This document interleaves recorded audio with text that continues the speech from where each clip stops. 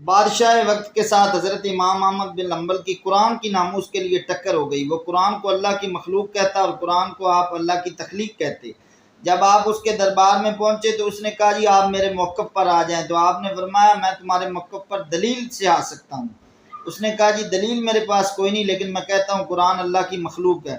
تو اس نے کہا اگر امام صاحب نہیں مانتے تو گرفتار کر کے آپ کو بازار میں جا کر 100 کوڑا مارو اور 50 پہلوان بھی ساتھ بھیجو، ہر پہلوان آپ کو 2 کوڑے مارے۔ جب آپ رضی اللہ تعالیٰ عنہ کو بازار میں لے جا رہے تھے، رستے میں ایک ڈاکو ملا محل کے اندر۔ اس نے کہا یا حضرت میں گرفتار ہوں اور میں نے 18,000 کوڑا آج تک اپنے جسم پر کھایا اپنی بدماشی اور غنڈہ گردی کے لیے، لیکن میں نے اپنی بدماشی اور غنڈہ گردی نہیں چھوڑی۔ آپ چند کوڑے کھا کے اسلام اور قرآن کی ناموس نہ چھوڑ دیجیے گا۔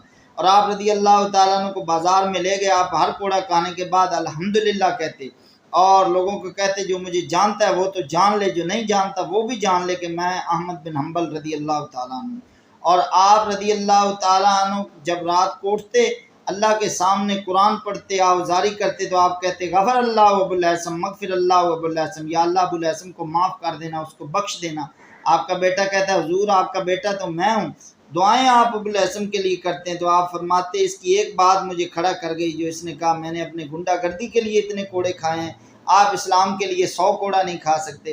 تو آپ فرماتے ہیں یہ بات مجھے کھڑا کر گئی، استقامت دے گئی۔ اللہ تعالیٰ امام احمد بن حنبل رضی اللہ تعالیٰ عنہ کے صدقے ہمارے لیے آسانیاں، عافیت اور سکون ہمارا مقدر بنائے۔ اچھی ویڈیو دیکھنے کے لیے ہمارے چینل کو شیئر اور سبسکرائب کریں۔ شکریہ۔